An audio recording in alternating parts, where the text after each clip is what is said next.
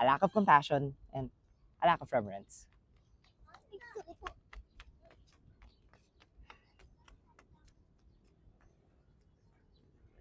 That's nice.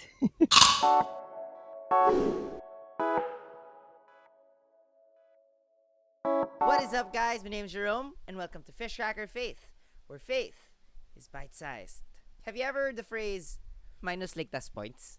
Even if it's your first time hearing this phrase, you immediately know what it means. Doing things like, or laughing at things like, will immediately dock points away from your entry to heaven. There's even a TikTok filter that demonstrates this point, like, but here's the thing, Jesus isn't like that. And the fact that so many people say this phrase in jest just means that these same people simply misunderstand the character of Jesus. So first of all, let's cut the phrase of slack. When people say something has minus Ligtas points, they usually fall under two categories: a lack of compassion and a lack of reverence. Something has minus Ligtas points if it doesn't give reverence to sacred things or prevents us from loving other people. Loving God, loving people, those are the two greatest commandments. So no wonder we feel so strongly about this. Jokes or memes like this Budot's remix of Papuri or this visual-esque rendition of Happy Birthday make light, whether intentionally or unintentionally, the reverence due to songs of praise and sacred rituals. These things are set apart for the Lord, and to make them irreverent is to stain them of their proper use. The Israelites had the entire book of Leviticus to emphasize the need to keep sacred things sacred. And I think we're tapping into the same reality. We know that some things are meant to remain sacred.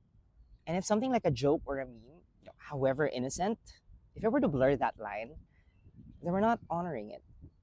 Less so the one to whom that honor is reserved. Laughing at videos like these, on the other hand, represent the latter category. When bad things happen to people, we're supposed to assist them and restore them back to normal, not laugh at their misfortune. But I think the fact that we universally experience this as a species tells us that it's not that bad. Because we're supposed to laugh at our mistakes. We're supposed to not take ourselves too seriously. And we're supposed to learn via humor not to do the same thing again should we find ourselves in the same situation. And for that same reason, feeling a sense of guilt after laughing must also be a good thing. If Schadenfreude reflects our humanity, then this feeling of guilt reflects our spiritual dignity. We know to be compassionate because we see people as people, images of God that are meant to be loved, not objects that are meant to be used for our entertainment. In the same way we naturally laugh at misfortune, we recognize from the very core of our soul that an image of God has been hurt. And the fact that we only laughed and not helped, I guess, condemns us. Which is a good way of putting it. Minus Ligtas points is about our souls condemning ourselves because we know that we should do better. But it's not Christ doing the condemning. First of all, I find it ironic because it implies that Jesus doesn't have a sense of humor. He does. I mean, how do you think he could tell Mama Mary, woman? But more to the point, Jesus doesn't bar your entry from heaven. You do that to yourself. Let's break that down. Here's the truth about Jesus. He saves. Full stop, no conditions. You don't need to be holy to be saved. You don't even need to be anyone to be saved. The only thing we're supposed to do is to remain in friendship with Him. Okay, so far the phrase tracks. Minus Ligtas points implies that we're doing something that can or would put our salvation in danger. But here's where it fails. It assumes that up there in heaven, Jesus is carefully, obsessively, meticulously tracking every single thing you do, waiting for you to mess up so He can take away your precious Ligtas points. It's like Jesus doesn't really want you to be in heaven. So He's trying to catch you on every technicality to get rid of you in the long run.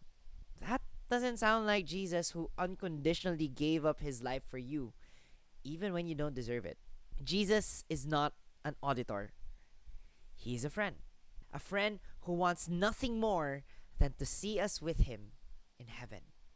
But just like any friendship, that friendship with Jesus can be broken.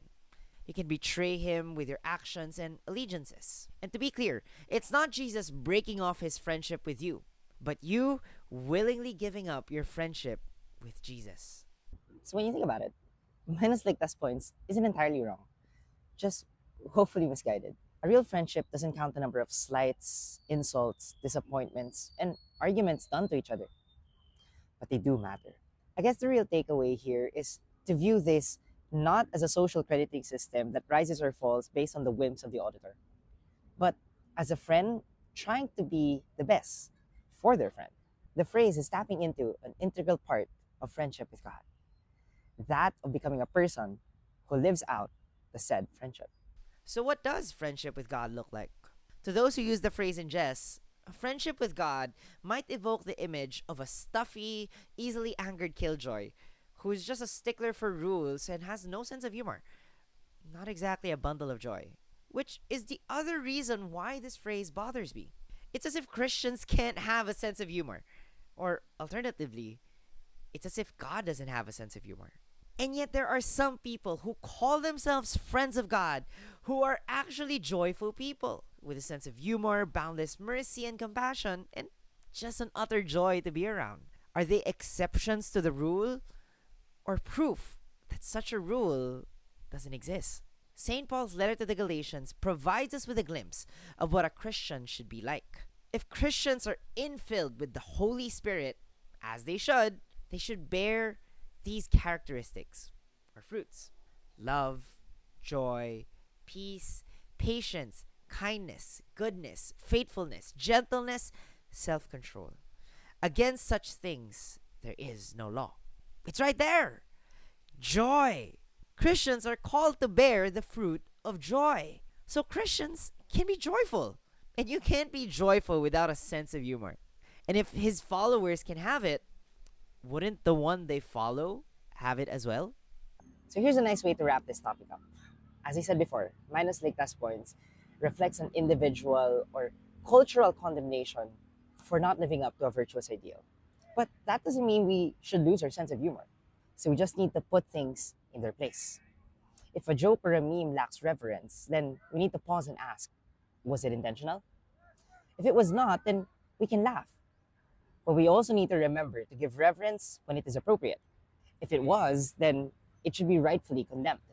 Likewise, if a joke or a meme lacks compassion, then we should laugh if it naturally causes us to laugh. But we should just as equally love, especially if circumstance dictates us to love. After all, we don't want to get minus Ligtas points, don't we?